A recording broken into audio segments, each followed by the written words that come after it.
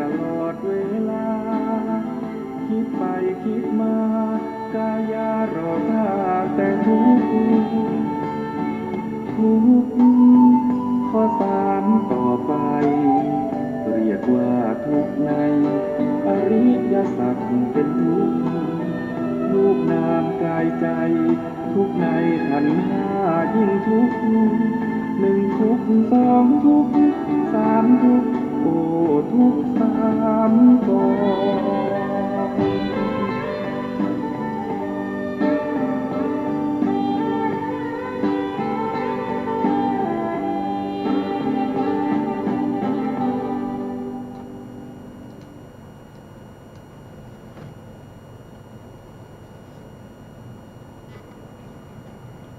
พุทธัง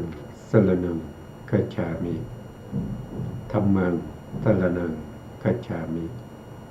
สังฆังสรณังคัจฉามิกราบนมัสการพระมหาเถระพระสังฆาธิการพระเถระเนวเถระสวัสดีท่านผู้ฟังและผู้ชมทุกท่านกลับมาพบกับรายการพระไตรปิฎกลอยฟ้าครั้งนี้เป็นครั้งที่7ในเรื่องของธาตุมนสิการธาตุมนสิการบัพพะหรือบางทีก็เรียกว่าเป็นจตุธาตุววัฏฐานเป็นการกำหนดรอบรู้ในเรื่องของธาตุทั้ง4มีธาตุดินธาตุดินภายในก็จะมีผมขนเล็บฟันหนังเป็นต้นธาตุดินภายนอกก็คือได้แก่ภูเขาต้นไม้จักรวาลโลกหรือภพภูมิทั้งหลายที่เป็นที่อาศัยเกิดของสัตว์ทั้งหลายอันนั้นเรียกว่าเป็นปฐวีภายนอกแล้วก็ธาตุที่2เรียกว่าอาโปธาตุอาโปธาตุก็คือได้แก่น้ำดีน้ำเสลดน้ำเหลืองน้ำเลือดน้ำเหงื่อเป็นต้นแล้วก็มีอาโปธาตุภายนอกก็คือน้ำในมหาสมุทรน้ำแม่น้ำลำคลองทั้งหลายนะครับที่ไม่ได้เกิดจากกรรม3ก็คือธาตุไฟเตโชธาตุเตโชธาตุก็อยู่ภายในของเรานะครับภายในของเราก็จะมีไออุ่นไออุ่นในร่างกาย2ก็คือเตโชที่มีความร้อนมากทำให้ร่างกายวิปริตไปหรืออุณหภูมิสูงเกินผิดปกติเจ็บไข้ได้ป่วย3ก็คือได้แก่เตโชที่อยู่ในกระเพาะนะครับเป็นเตโชหรือเป็นไฟที่ย่อยอาหารเป็นต้นเหล่านี้นะครับส่วนไฟภายนอกก็คือได้แก่ไฟโดยปกตินะครับที่เราใช้ในการหุงต้มไฟจากแก๊สจากน้ำมันหรือไฟจากพระอาทิตย์พระจันทร์อะไรพวกนี้ที่มีความร้อนทั้งหลายนั่นเป็นไฟภายนอกนะแล้วก็ที่4ก็คือ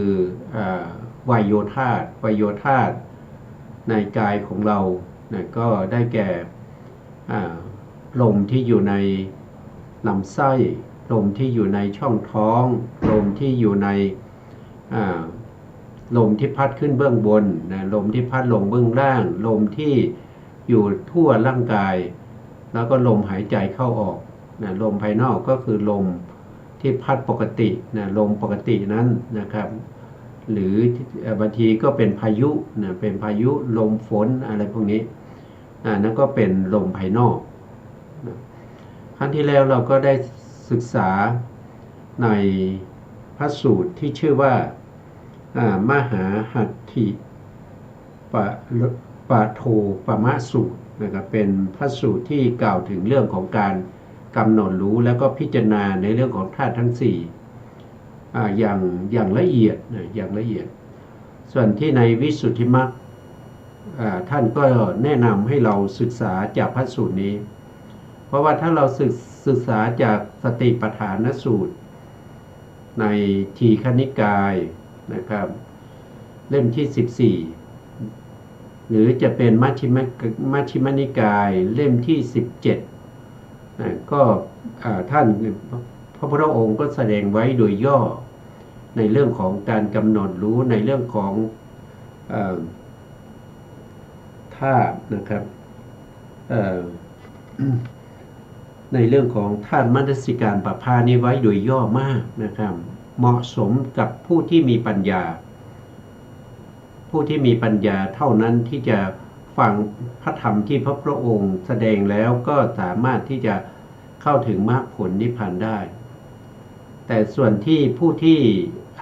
ปัญญาไม่มากนะครับก็ให้มาศึกษาในมหาหัตถิปโทปมาสูตรในมัชฌิมนิกายเล่มที่ 18นะครับครั้งที่แล้วเราก็พูดถึงในเรื่องของการกำหนดรู้ในเรื่องของปฐวีธาตุเราก็ไปต่อครั้งที่แล้วเนี่ยพูดถึงการกำหนดรู้ในธาตุภายในนะครับแล้วก็ธาตุภายในก็มันไม่เที่ยงมันเป็นทุกข์มันเป็นอนัตตาผมขนเล็บฟันหนังเหล่านี้ไม่ใช่สิ่งที่เที่ยงแท้แน่นอนเพราะฉะนั้นสิ่งเหล่านี้มีการแปรเปลี่ยนไปตามเหตุตามปัจจัยถ้าผู้ที่เข้าไปยึดถือสิ่งเหล่านี้ว่าเป็นของเรานะครับด้วยความเพลิดเพลินยินดีหรือว่าเป็นเราหรือว่าเป็นอัตตาของเรา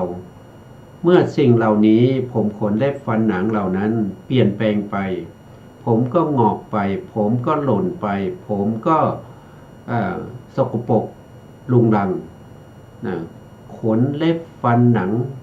ก็เปลี่ยนแปลงไปตามเหตุตามปัจจัยผู้ที่เข้าไปยึดถือสิ่งเหล่านี้ก็จะเกิดความทุกข์เกิดความทุกข์มันไม่เหมือนเดิมจากเดิมที่มันดีมันงามมันสวยก็เปลี่ยนเป็นสิ่งที่ไม่ดีไม่งามไม่สวยเป็นปฏิกูลก็เกิดเสียใจขึ้นมาท่านก็ให้เรากำหนดรู้ว่าสิ่งเหล่านี้มันไม่เที่ยงมันเป็นทุกข์มันเป็นอนัตตาตลอดไปถึงสิ่งที่เป็นธาตุภายนอกเช่นภูเขาต้นไม้นะครับหรือว่าจะเป็นโลกเป็นจักรวาลเป็นภูเขาซิเนโลเป็นพระอาทิตย์พระจันทร์ก็ตามสิ่งเหล่านี้ก็ไม่เที่ยง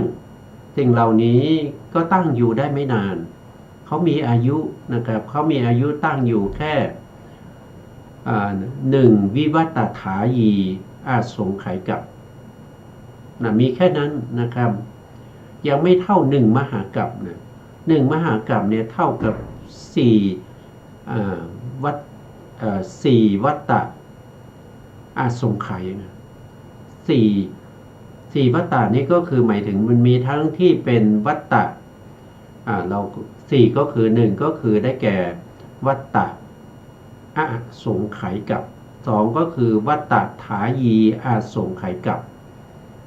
วัตตถายีอาสงไขยกับก็คือโลกที่ถูกทำลายจักรวาลที่ถูกทำลายจนหมดสิ้นไม่มีอะไรเหลือในจักรวาลมีแต่ความเวิ้งว้างเขาเรียกว่าเป็นวัตตถายีอาสงไขยกับเป็นระยะเวลายาวนานเท่ากับเศษ1/4ของมหากัปแล้วก็มีในส่วนที่เป็นวิวัตตะอาสงไขยอันนี้ก็1/4มหากัปเหมือนกันเป็นช่วงระยะเวลาที่มีการเริ่มก่อตัวตั้งจักรวาลขึ้นมาใหม่ใช้เวลาถึงเศษ1/4มหากัปหลังจากที่ก่อสร้างจักรวาลทั้งหลายขึ้นมาจนสำเร็จมีสัตว์ทั้งหลายมาอาศัยอยู่ได้นั่นเรียกว่าเป็นวิวัตถายีอาสงไขยกับก็จะมีระยะเวลาเท่ากับเศษ1/4ของมหากัป นะแล้วมันก็ไม่เที่ยงเมื่ออยู่จนครบ64อันตะกัปแล้ว โลกก็จะเริ่มถูกทำลายใหม่จักรวาลก็จะถูกทำลายใหม่เราก็จะเรียกว่าเป็นวัฏฏะอาสงไขยกัปนะก็เริ่มทำลายจนหมดสิ้นก็เท่ากับเศษ1/4ของมหากัปนะเมื่อรวม4อาสงไขยมหากัปรวม4อาสงไขยกัปเหล่านี้แล้วก็จะเท่ากับ1มหากัปเพราะฉะนั้นโลกหรือจักรวาลนี้ไม่ได้ตั้งอยู่ตลอดไปนะครับเขามีอายุอยู่แต่อายุเขายืนยาวมากกว่าเรานะครับมากกว่าเราเพราะฉะนั้นเราก็มองไม่เห็นถึงความเปลี่ยนแปลงนะครับเปลี่ยนแปลงสิ่งเหล่านี้แต่สิ่งเหล่านี้มันมีการเกิดขึ้นตั้งอยู่ดับไปสลายไปนะครับมันเป็นธรรมดานะถึงแม้มันจะใหญ่ขนาดเท่ากับเป็นจักรวาลมันยังสลายไปเลยนะครับ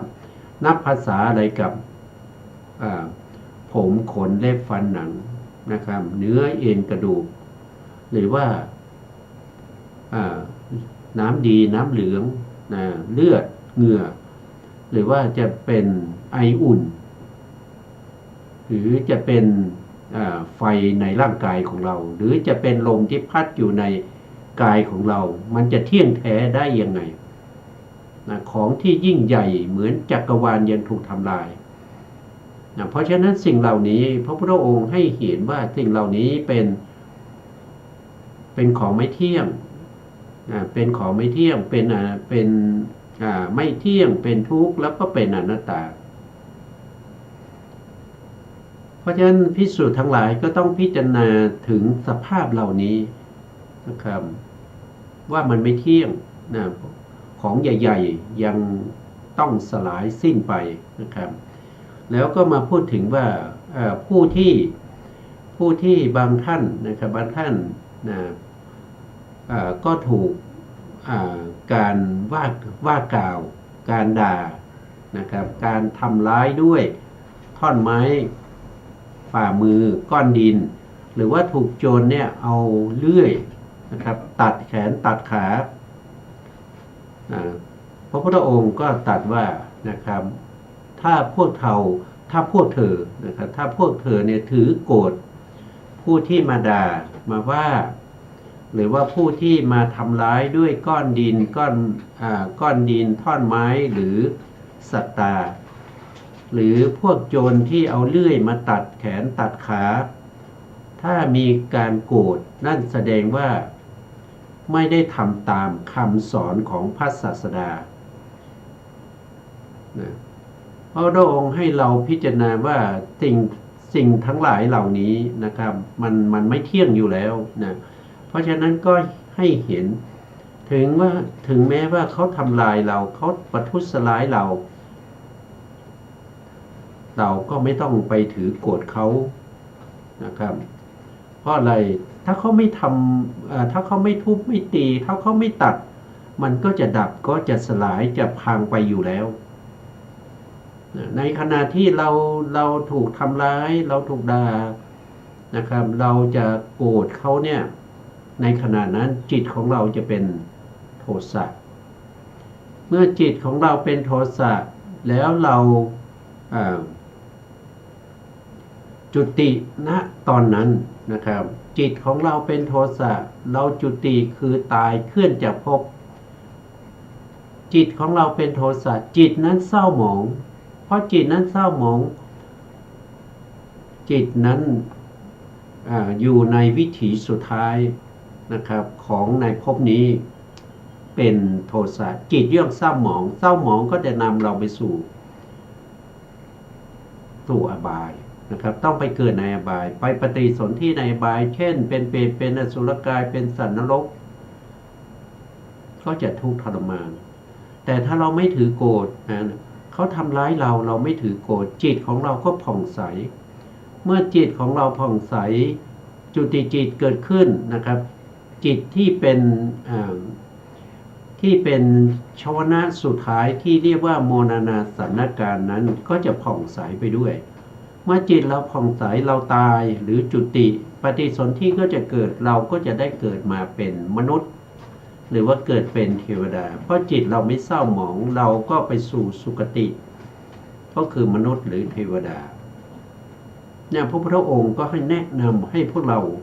นะครับให้ภิกษุทั้งหลายนะครับให้ระลึกอยู่เสมอถึงเรื่องเหล่านี้นะครับเราก็มาถึงตรงนี้นะครับตรงนี้เมื่อวานนี้หากว่าเมื่อภิกษุระลึกถึงพระพุทธเจ้านะครับคือในขณะที่ถูกทำร้ายเนี่ยก็ให้ลึกถึงพระพุทธเจ้านะครับเพราะว่าพระพุทธเจ้าเนี่ยถ้าจิตเราลึกถึงพระองค์แล้วจิตของเราก็จะผ่องใสนะครับหรือว่าในขณะที่เรากำลังปฏิบัติธรรมอยู่นะครับจิตของเราเกิดความเศร้าหมองเราก็ระลึกถึงพระพุทธเจ้าระลึกถึงพระธรรมอยู่อย่างนี้ระลึกถึงพระสงฆ์อยู่อย่างนี้อุเบกขาอันอาศัยกุศลย่อมไม่ตั้งขึ้นก็คือหมายความว่าเวลาที่เราระลึกถึงพระพุทธเจ้าพระธรรมเจ้าพระสังฆเจ้าแล้วยังไงก็ตามจิตของเรายังเศร้าหมองอยู่นะไม่ตั้งขึ้นนะไม่ตั้งพร้อมนะเพราะฉะนั้นภิกษุนั้นก็จะเกิดความสลดใจว่าเราทำถึงขนาดนี้แล้วนะครับจิตของเรายังสลดอยู่นะครับไม่ผ่องใสย่อมถึงความสลดใจเพราะเหตุนั้นคิดไปนะครับว่าโอ้เราไม่ได้ลาภแล้วเพราะการปฏิบัติของเราไม่ก้าวหน้าไม่เป็นลาภของเราแล้วหนอลาภไม่มีแก่เราแล้วหนอนะเราไม่ได้ดีแล้วหนอการได้ดีไม่มีแก่เราเลยนะครับเพราะเราพยายามทำแล้วจิตใจของเราก็ยังไม่ผ่องใสไม่เข้าถึงวิปัสสนาญาณนะอย่างนี้พระพุทธองค์ท่านก็แนะนำให้เราอย่าท้อถอยนะครับอย่าเลิกนะครับอย่าเลิกให้เราตั้งหน้าตั้งตาและลึกถึงพระพุทธเจ้าอย่างนี้และลึกถึงพระธรรมอยู่อย่างนี้ให้ตั้งต้นใหม่นะครับเมื่อเราลึกๆแล้วมันไม่ดีจิตเราเศร้าหมองไปแล้วเมื่อเรารู้สึกตัวปุ๊บเราก็เริ่มต้นใหม่เริ่มต้นและลึกถึงคุณของพระพุทธเจ้าพระธรรมเจ้าพระสังฆเจ้านะอุเบกขาในรอบที่สองก็ยังไม่ตั้งอีกนะครับ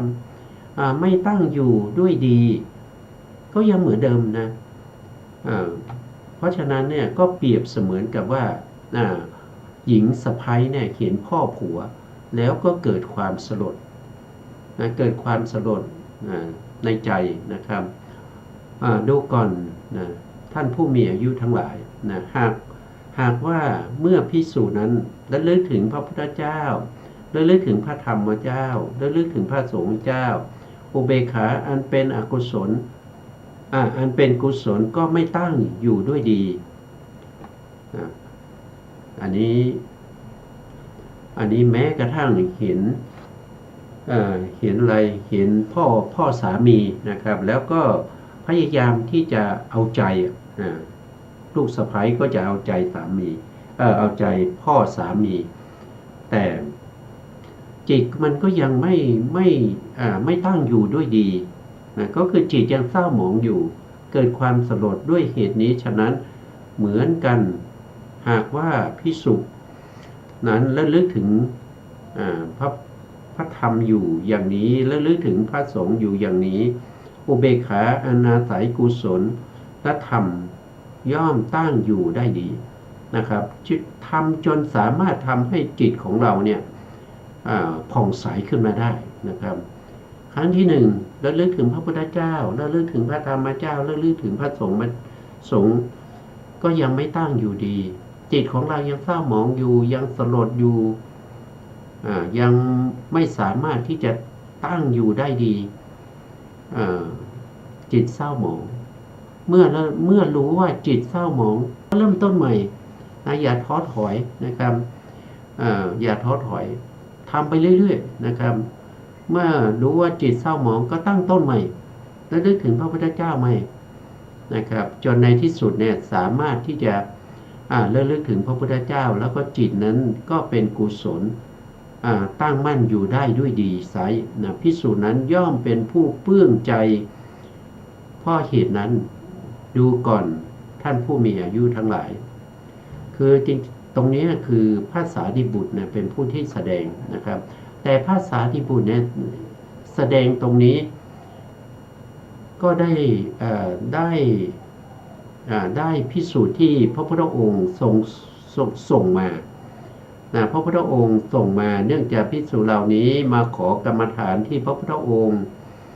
หรือว่าจะมาอำลาพระพุทธองค์ที่จะไปอยู่ในภูมิภาคอื่นหรือเมืองอื่นพระพุทธเจ้าก็จะถามว่าพวกเธอลาพระสารีบุตรแล้วยังนะครับภิกษุเหล่านั้นก็ตอบว่ายังไม่ได้ลาเลยพระพุทธเจ้าก็บอกว่าถ้าอย่างนั้นให้พวกเธอเป็นลาไปบอกลาพระสารีบุตรซึ่งเป็นพี่ชายของพวกเธอเป็นผู้ที่เกื้อกูลนะครับอนุเคราะห์แก่พวกเธอท่านก็อธิบายว่าอนุเคราะห์หรือเกื้อกูลในพระสารีบุตรก็เกื้อกูลด้วย2 อย่างที่1ก็เกื้อกูลด้วยอามิตรมีปัจจัยทั้ง4เป็นต้นนะครับอย่างที่2ท่านก็จะในเมื่อไม่มีปัจจัยไม่มีปัจจัยทั้ง4หรือยังไงท่านก็จะอนุเคราะห์ด้วยการแสดงธรรมให้ฟังนะครับอันนี้ท่านก็จะแสดงธรรมให้ฟังว่าปฐวีธาตุทั้งหมดนั้นมันทั้งภายในและภายนอกนั้นมันไม่เที่ยงมันเป็นทุกข์มันเป็นอนัตตาไม่ควรเข้าไปยึดถือว่าปฐวีธาตุเหล่านั้นเป็นของเราเป็นอัตตาของเราถ้าเข้าไปยึดถืออย่างนั้นมันก็จะปฐวีธาตุเหล่านั้นมีการเปลี่ยนแปลงเมื่อปฐวีธาตุนั้นเปลี่ยนแปลงไปเราก็จะเป็นทุกข์นะครับเพราะฉะนั้นให้ตามเห็นสิ่งเหล่านั้นว่ามันไม่เที่ยงมันเป็นทุกข์มันเป็นอนัตตาอยู่เนืองๆนะครับอันนี้ก็เป็นเรื่องของปฐวีธาตุนะครับให้ตามเห็นด้วยความเป็นอนิจจังทุกขังอนัตตาแต่ก่อนที่จะตามเห็นตรงนั้นต้องให้รู้และก็เข้าใจในเรื่องของปฐวีธาตุให้ดีก่อนว่าปฐวีธาตุภายในก็มีภายนอกก็มีภายในเป็นอย่างไรภายนอกเป็นอย่างไรแล้วก็ให้เห็นถึงปฐวีธาตุเหล่านั้นนะครับด้วยวิปัสสนาด้วยการกำหนดรู้ถึงสภาวะลักษณะสามารถที่จะแยกรูปแยกนามนะครับเป็นญาตะปัญญาจนเข้าถึงตีรณปัญญาเห็นสิ่งเหล่านั้นมีการเปลี่ยนแปลงไปมีการเกิดขึ้นตั้งอยู่ดับไปเข้าถึงวิปัสสนาญาณเมื่อเข้าถึงวิปัสสนาญาณจิตก็จะผ่องใสนะครับจิตจะต้องผ่องใสตั้งแต่เราเริ่มกำหนดรู้ถึงลักษณะของปฐวีธาตุเหล่านั้นถ้าเราไม่จิตใจเราไม่ผ่องใสนะครับเราไม่สามารถกำหนดได้เพราะจิตใจนั้นมีแต่นิวรณ์ทั้งหลายมีกามฉันทานิวรณ์มีพยาปาทานิวรณ์มีถีนามิทานิวรณ์หรือมีอุทธัจจะกุกุจจานิวรณ์มีวิจิกิจฉานิวรณ์รุ่มเร้าจิตใจของเราจะทำยังไงจะเปื้องจากนิวรณ์เหล่านี้ท่านก็แนะนำให้เรานะครับให้ระลึกถึงพระพุทธเจ้าคุณของพระพุทธเจ้าคุณของพระธรรมคุณของพระสงฆ์อยู่เนืองๆนะครับถ้าระลึกแล้วยังไม่ผ่องใสก็ให้ตั้งต้นระลึกใหม่จนกว่าสามารถที่จะทำให้จิตนั้นผ่องใสขึ้นมาได้ถ้าทำได้อย่างนั้นท่านก็บอกว่าภิกษุเหล่านั้นนะครับเป็นผู้ที่ทำตามคำสอนของพระผู้มีพระภาคเจ้าอันเป็นอันภิกษุนั้นทำให้มากแล้วต้องทำอย่างนี้นะครับต้องทำอย่างนี้ ต่อไปก็จะเป็นเรื่องของอะโปธาตุนะครับอะโปธาตุอะโปคืออะไรอะโปก็คือธาตุน้ำนะครับธาตุน้ำนี่เป็นสภาวะของความเอิบอาบนะเป็นสภาวะของความไหลเป็นสภาวะของความเกาะเกาะยึดนะปฐวีธาตุ ปฐวีธาตุตั้งอยู่ได้เนี่ยปฐวีธาตุปฐวีธาตุที่ตั้งอยู่เป็นแท่งแล้วก็แข็งเป็นของหยาบที่ตั้งอยู่ได้ก็อาศัยอะโปเป็นตัวที่ไปประสานให้ปฐวีธาตุเหล่านั้นเกาะกันเป็นกลุ่มเป็นก้อนอยู่ได้ถ้าไม่มีปฐวีธาตุอาโป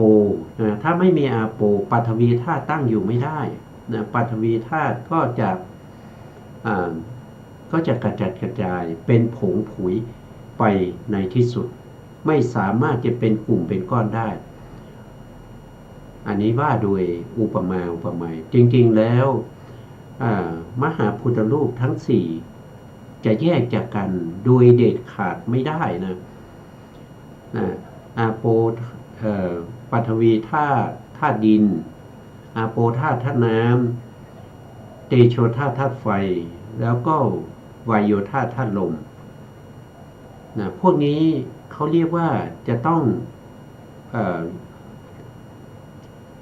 จะแยกจากกันไม่ได้เขาเป็นอะไรเป็นอวินิพโภครูป8นะครับอีก4อย่างนั้นเป็นอุปัฏฐายรูปเป็นรูปที่อาศัยมหาพุทธรูปทั้ง4อย่างนั้นก็แยกจากมหาพุทธรูปไม่ได้4อย่างนั้นก็คือได้แก่สีของอะไรสีของมหาพุทธรูปทั้ง4นะครับแล้วก็สีแล้วก็กลิ่นนะครับคันธะกลิ่นของมหาพุทธรูปทั้ง4ก็ไม่สามารถที่จะแยกจากมหาพุทธรูปได้แล้วก็ลัสสะคือรสของมหาพุทธรูปก็แยกจากมหาพุทธรูปไม่ได้เพราะที่ไหนที่มีมหาพุทธรูปทั้ง4ก็จะต้องมีวรรณะก็คือสีแล้วก็คันธะก็คือกลิ่นลัสสะก็คือรสยังเหลืออีกหนึ่งนั่นก็คือได้แก่โอชาคืออะไรโอชาคือโอชาก็คืออาหารนะครับเพราะฉะนั้นวินิพโภครูป8เนี่ยก็จะต้องจะแยกจากกันไม่ได้เลยนะครับเพราะว่าจะแยกยังไงก็ตามนะครับแยกให้ไปจนถึงที่สุดจนเป็นอานุภาพที่เล็กที่สุดในนั้นก็จะต้องมี8รูปนี้อยู่นะครับมีปฐวีมีอาโปมีเตโชมีวายโยมีวรรณะมีคันธะมีลัสสะแล้วก็มีโอชาเพราะเขาแยกจากกันไม่ได้แยกให้เล็กที่สุดก็ยังจะต้องมีธาตุทั้ง8นี้อยู่ธาตุทั้ง8นี้จะไม่กระจัดกระจายจะไม่กระจัดกระจายแต่สิ่งเหล่านี้มันก็มีการเกิดขึ้นแล้วก็ดับไปเวลาเกิดก็จะเกิดพร้อมกันทั้ง8รูปเรียกว่าวินิพโภครูป8เกิดขึ้นมาพร้อมกันเวลาดับเขาก็จะดับไปพร้อมกันแต่เวลาเขาเกิดเขาก็จะเกิดด้วยเหตุด้วยปัจจัยเวลาดับก็ดับไปด้วยเหตุด้วยปัจจัยทีนี้เราก็มาดูว่าด้วยอาโปธาตุคือธาตุน้ำธาตุน้ำนี้เรามีลักษณะของความเอิบอาบมีลักษณะของความไหลมีลักษณะของความเกาะยึดในข้อธรรมข้อที่343ดูก่อนท่านผู้มีอายุทั้งหลายอันนี้เป็นคำพูดของพระสารีบุตรเพราะพระสารีบุตรเนี่ยแสดงธรรมตามที่พระพุทธองค์อนุญาตมานะครับ ก็อาโปธาตุเป็นไฉนอาโปธาตุที่เป็นภายในก็มีอาโปธาตุที่เป็นภายนอกก็มี ก็อาโปธาตุที่เป็นภายในเป็นไฉนคืออุปาทินนกะรูปอันเป็นภายใน อุปาทินเนี่ยแปลว่ารูปนะอุปาทินนักกะรูปเนี่ยแปลว่ารูปที่เกิดจากกรรมนะถ้าน้ำที่เกิดจากกรรมนะครับที่อยู่ภายในสัตว์ทั้งหลายเฉพาะตนเป็นของเอิบอาบถึงความเอิบอาบคือน้ำดีนั่นเกิดจากกรรมนะน้ำดีเสมหะหนองเลือดเหงื่อมันข้นน้ำตาเปรียวมันน้ำลายน้ำมูกน้ำมันไขข้อมูดคือมูดนี่เป็นปัสสาวะนะครับก็หรืออุปาทินนักการูปสิ่งใดสิ่งหนึ่งอันเป็นภายในเฉพาะตนเป็นของเอิบอาบถึงความเป็นของเอิบอาบอย่างอื่นนี้เรียกว่าอาโปธาตุที่เป็นภายในเป็นภายในนะครับเกิดจากกรรมนะภายในเนี่ยอาโปธาตุที่อยู่ภายในเกิดจากกรรมนะครับเกิดจากกรรมเขาเรียกว่าเป็นอุปาทินนักกะรูปนะอุปาทินนักกะรูป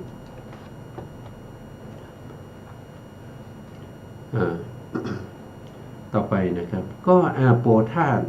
อันใดแลเป็นภายนอกนะอาโปธาตุภายนอกก็มีนะครับและอาโปธาตุอันใดเป็นภายนอกนั้นเป็นอาโปธาตุแลอันบัณฑิตพึงเห็นอาโปธาตุนั้นด้วยปัญญาชอบตามความเป็นจริงอย่างนี้ว่านั่นไม่ใช่ของเรา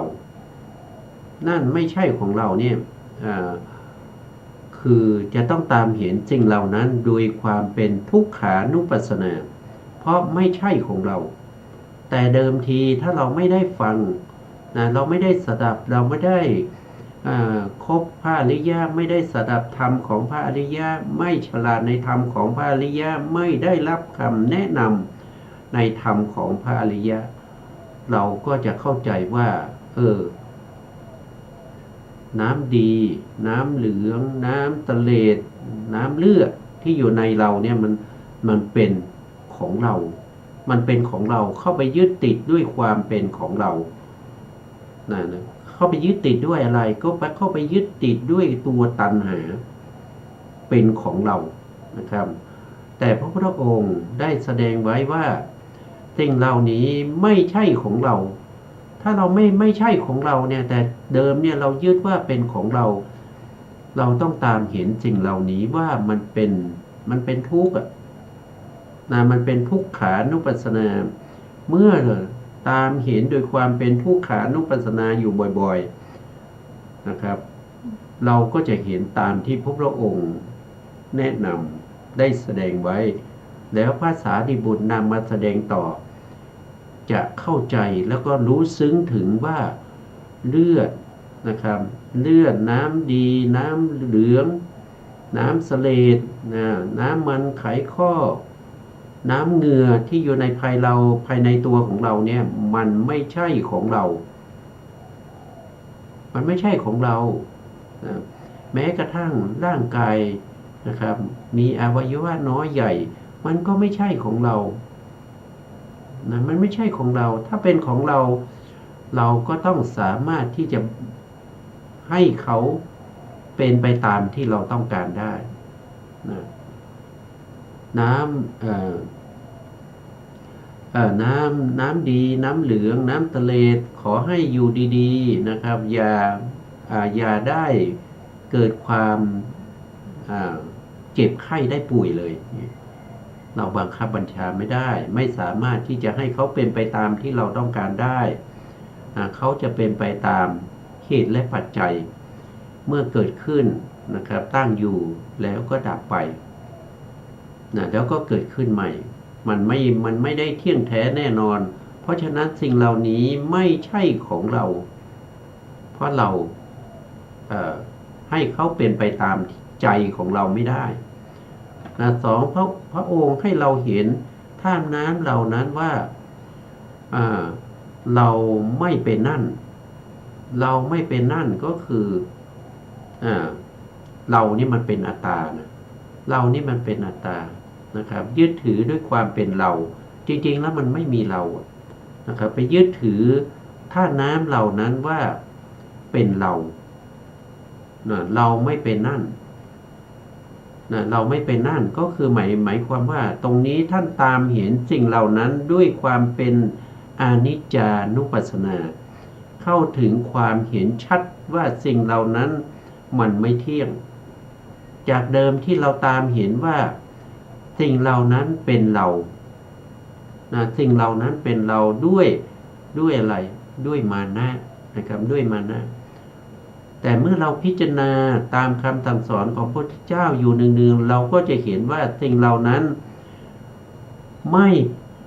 เราไม่เป็นนั่นเราไม่ได้เป็นเลือดเราไม่ได้เป็นน้ำเหลืองน้ำหนองที่มันอยู่ในร่างกายของเราไม่ใช่นะมันไม่ใช่เขาเป็นแต่สภาวะของอาโปธาตุที่มีภายในเกิดจากอุปาทินนกะรูปคือรูปที่เกิดจากกรรม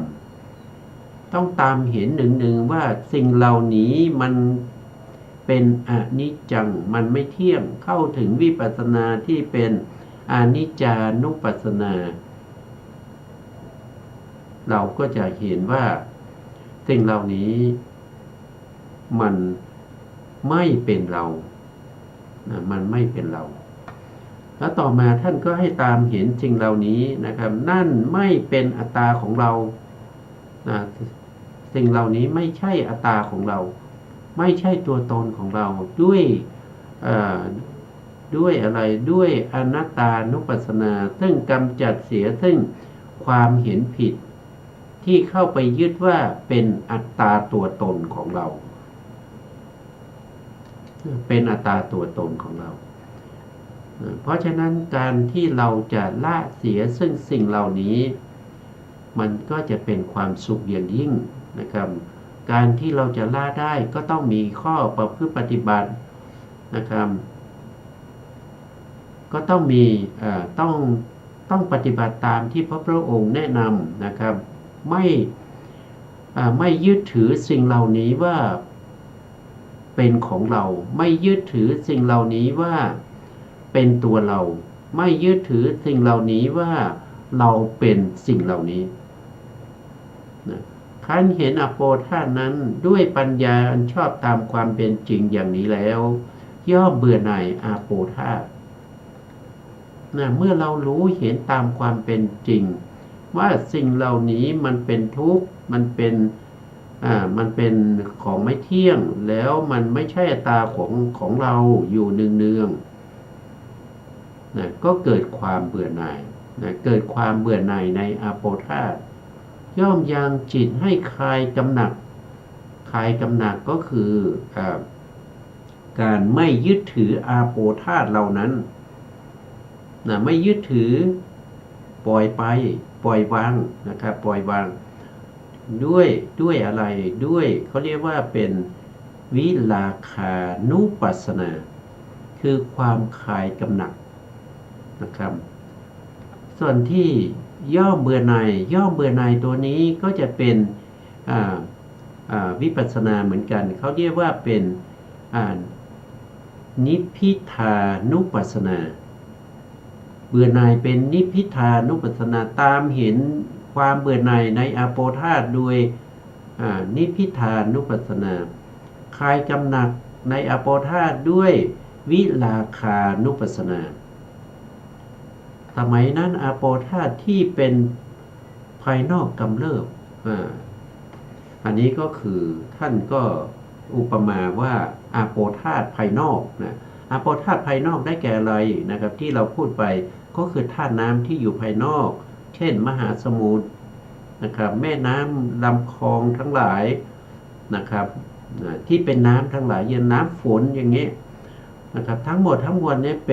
ป็นธาตุภายนอกเพราะธาตุอาโปเหล่านี้ไม่ใช่ อุปทินนกะรูปไม่ใช่รูปที่เกิดจากกรรมถ้าเป็นรูปที่เกิดจากกรรมจะอยู่ในภายในตัวเรานะครับท่านบอกว่ากรรมเริบนะอาโปธาตุภายนอกกรรมเริบนะอาโปธาตุกรรมเริบก็คือหมายถึงว่าบางครั้งนี่มันจะแห้งไปหมดนะมหาสมุทรก็จะแห้งบางครั้งก็จะมีน้ำมากนะครับสามารถที่จะท่วมนะท่วมไรน้ำท่วมเราก็เห็นนะครับฝนตกเยอะๆน้ำก็ท่วมนะท่วมอะไรพัดพาเอาบ้านเรือนนะหายไปในกระแสน้ำนะเราก็มาดูที่ท่านอธิบายนะครับย่อมมีได้แลนะครับอาโปธาตุภายนอกกำเริบเนี่ยย่อมมีได้นะครับอาโปธาตุอันเป็นภายนอกย่อมพัดเอาบ้านไปนะครับก็น้ำท่วมฝนตกนะครับอุทกภัยเกิดขึ้นก็พัดเอาน้ำพัดเอาบ้านของพวกเราเนี่ยหายไปกับแม่น้ำนะครับพัดเอานิคมนิคมก็คือเมืองนะเมืองหมู่บ้านนะครับพัดเอาเมืองไปบ้างนะพัดเอาชนบทไปบ้างย่อมพัดเอาประเทศแห่งชนบทไปบ้างน้ำท่วมใหญ่น้ำท่วมใหญ่ก็พัดเอาไปนะครับสมัยที่น้ำมหาสมุทรย่อมลึกลงไปถึง100 โยชน์อันนี้ก็คือหมายถึงว่าน้ำมันลดมันร้อนมันมีพระอาทิตย์มาหลายดวงน้ำในมหาสมุทรมันก็จะเกือบแห้งไปมันถูกพระอาทิตย์เผาจนเกือบจนแห้งไปนะครับท่านบอกว่าสมัยที่น้ำมหาสมุทรย่อมลึกลงไป100 โยชน์ก็คือน้ำเนี่ยมันแห้งลงไปนะครับปกติมันก็จะเต็มฝั่งใช่ไหมครับแต่นี่น้ำมันแห้งลงไปวัดจากเดิมลงไปเป็น100 โยชน์นะ200 โยชน์บ้าง300 โยชน์บ้าง400 โยชน์บ้างน้ำมันเหือดแห้งไป500 โยชน์บ้าง100 โยชน์บ้าง700 โยชน์บ้างนะครับย่อมมีได้แลสมัยที่น้ำมหาสมุทรขังอยู่7 ชั่วลำธารก็คือบางสมัยในน้ำในมหาสมุทรเนี่ยมันจะมีมากนะครับมันจะมีมากก็คือเต็มฝั่งเต็มฝั่งนะครับถึงชั่ว7 ลำธารนะครับบางครั้งก็มีถึง6 ลำธารบางครั้งก็มี5 ลำธาร4 ชั่วลำธารนะครับ3 ชั่วลำธาร2 ชั่วลำธารก็มีได้ในสมัยนั้นน้ำในมหาสมุทรขังอยู่ได้ถึง7 ชั่วบุรุษนะครับก็คือ7 ชั่วบุรุษนะครับ7 ชั่วบุรุษนี้ก็คือบางทีก็คือหมายถึงว่าน้ำนี่มันลึกจุด7 ชั่วบุรุษนั่นเอง6 ชั่วบุรุษนะครับ5 ชั่วบุรุษก็แล้วแต่เป็นอะไรเป็นยุคเป็นสมัยนะครับ4 ชั่วบุรุษ3 ชั่วบุรุษ2 ชั่วบุรุษประมาณชั่วบุรุษ1ย่อมมีได้แลก็สมัยนั้นน้ำในมหาสมุทรขังอยู่กึ่งชั่วบุรุษประมาณเพียงสยิวนะครับบ้างนะครับคือมันไม่แน่นอนมันไม่มีการเปลี่ยนแปลงน้ำในมหาสมุทรยังมีการเปลี่ยนแปลงขึ้นลงนะครับบางครั้งเนี่ยน้ำขึ้นเราก็จะเห็นว่าน้ำขึ้นมันก็จะท่วมเข้ามาในเมืองนะครับบางครั้งน้ำลงนะครับน้ำก็จะเหือดแห้งไปประมาณเพียงข้อเท้าบ้างบางครั้งเนี่ยน้ำเหือดแห้งไปเหลือแค่ข้อเท้าอย่างเช่นแม่น้ำในประเทศอินเดียนะครับปัจจุบันเนี่ยอย่างเช่นแม่น้ำอะไรอัจจิวดีอัจจิวดีนี่เป็นแม่น้ำที่บางยุคบางสมัยเนี่ยน้ำมันจะท่วมมันจะท่วมน้ำจะไหลแรงนะครับน้ำจะเชี่ยวบางยุคบางสมัยก็แม่น้ำก็เหลือแต่ทรายมันไม่มีน้ำเลยมันไม่แน่นอนนะสมัยที่น้ำมีประมาณพอปิดข้อนิ้วมือก็คือน้ำในมหาสมุทรหรือน้ำในแม่น้ำทั้งหลายเนี่ยมันเหือดแห้งไปเหลือแค่1 ข้อมือเท่านั้นก็ยังมีได้มันไม่แน่นอนเพราะฉะนั้นสิ่งเหล่านี้มันเป็นสิ่งที่มันไม่เที่ยง นะน้ำที่อยู่ภายนอกเนี่ยมากมายนะครับเหมือนน้ำในมหาสมุทรนี่มากเหลือเกินบางยุคบางสมัยมหาสมุทรยังแห้งไปเลยนะยังแห้งไปนะครับเพราะฉะนั้นมันจะเที่ยงได้ยังไงมันไม่เที่ยงนะแต่ในตัวของเราเนี่ยมันเป็นน้ำที่เกิดจากกรรมเอาไปเทียบกับมหาสมุทรมันเทียบไม่ได้มันน้อยมากนะมันน้อยมากนะของใหญ่ยังไม่เที่ยงนะครับแล้วในร่างกายของเรามันจะเที่ยงได้อย่างไรมันไม่เที่ยงนะมันไม่ให้ตามเห็นว่าสิ่งเหล่านี้มันเป็นของไม่เที่ยงเมื่อมันมีการเปลี่ยนแปลงมันไม่เที่ยงมันทนอยู่ในสภาพเดิมไม่ได้มันก็ต้องเป็นทุกข์นะตามเห็นด้วยความเป็นทุกข์สิ่งใดไม่เที่ยงสิ่งนั้นเป็นทุกข์นะทั้งไม่เที่ยงและทั้งความเป็นทุกข์เนี่ยเราจะยึดถือว่าเป็นอัตตาของเราเลยนะครับเพราะฉะนั้นก็เป็นสิ่งเหล่านี้มันก็เป็นอนัตตามันไม่ใช่อัตตาของเรานะครับความเป็นของสิ้นไปเป็นธรรมดาปรากฏได้ความเป็นของเสื่อมไปเป็นธรรมดาจะปรากฏได้ความเป็นของแปรปรวนไปเป็นธรรมดาจะปรากฏได้ก็ฉะไหนความแห่งกายอันตัณหาเข้าไปถือเอาแล้วว่าเราว่าของเราว่าเรามีอยู่อันตั้งอยู่ตลอดการประมาณนะตลอดการพอประมาณนี้เป็นของไม่เที่ยงเป็นของสิ้นไปเป็นธรรมดาเป็นของมีความเสื่อมไปเป็นธรรมดาเป็นของมีความแปรปรวนไปเป็นธรรมดาจะไม่ปรากฏเล่าเมื่อเป็นเช่นนี้ด้วยความยึดถือด้วยสามารถแห่งตัณหามานะและทิฏฐิในอาโปธาตุนั้นจะมีแก่ผู้นั้นเลยก็คือถ้ายึดถือว่าสิ่งนั้นเป็นของเราเป็นอัตตาของเราก็ยึดถือด้วยตัณหามานะทิฏฐิแต่ถ้าเราไม่ถ้าเรารู้เห็นตามความเป็นจริงนะครับเพราะเราได้สดับรับฟังพระธรรมคำสั่งสอนของพระพุทธเจ้าเราก็ไม่ยึดถือสิ่งเหล่านั้นด้วยความเป็นของเราด้วยตัณหาเราเป็นนั้นด้วยมานะนั้นเป็นอัตตาของเราด้วยทิฏฐิในอาโปเหล่านั้นนะครับเพราะฉะนั้นในอาโปนั้นจะไม่มีแก่ผู้นั้นเลยนะครับก็คือหมายถึงว่าถ้าผู้นั้นไม่ยึดถือเนี่ยไม่ยึดถืออาโปเหล่านั้นบุคคลนั้นก็จะไม่มีตัณหามานะทิฏฐิแต่ถ้าเขาไปยึดถือเมื่อไหร่ไปเห็นสิ่งเหล่านั้นว่าเป็นของเราเป็นของฉันเป็นนั่นเป็นอัตตาของฉันบุคคลนั้นก็เต็มไปด้วยตัณหามานะแล้วก็ทิฏฐิหากว่าเป็นภิกษุนั้นเลิกถึงพระพุทธเจ้าอยู่อย่างนี้อันนี้ก็จะเหมือนอย่างกับในปัทวีธาตุนะครับเมื่อเลิกถึงพระพุทธเจ้าอยู่อย่างนี้เลิกถึงพระธรรมอยู่อย่างนี้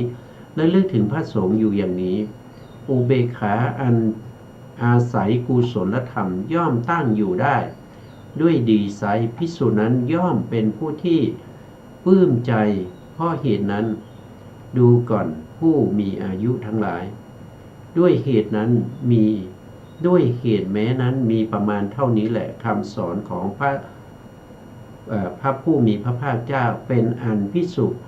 ทั้งหลายได้กระทำให้มากแล้วนั่นก็คือให้ละอะไรก็เหมือนก็ละตัณหาละมานะละทิฏฐิที่เข้าไปยึดถืออาโปธาตุ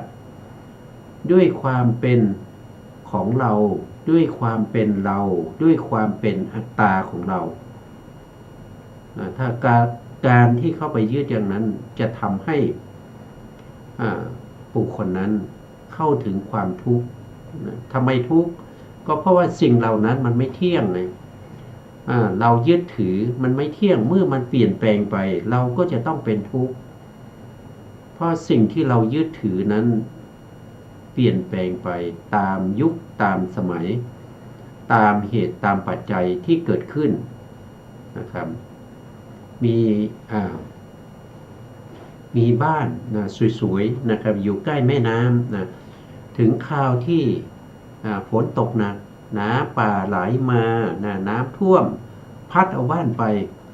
นะครับการยึดถือมันก็จะต้องเป็นทุกข์เพราะบ้านนั้นเปลี่ยนแปลงไปนะครับแม้แต่ที่ยังหายไปเลยนะครับเพราะถุงน้ำนั้นเซาะนะครับไหลลงไปในแม่น้ำหมดที่ก็ไม่เหลือบ้านก็ไม่เหลือนะจะเป็นยังไงก็ต้องเป็นทุกข์นะครับก็ต้องเป็นทุกข์เพราะเรายึดถ้ายึดมากก็ทุกข์มากนะครับแต่ถ้าเราไม่ยึดถือมันก็จะไม่เป็นทุกข์ครับอย่างเช่นยกตัวอย่างเมื่อกี้เรายกตัวอย่างว่าบ้านของเราถูกน้ำป่าพัดไปเราก็เป็นทุกข์เพราะมันเป็นอะไรเป็นบ้านของเรานะครับแต่ถ้าเราไปเห็นเราไปเห็นบ้านคนอื่นที่เราไม่รู้จักดูในทีวีน้ำพัดพาไป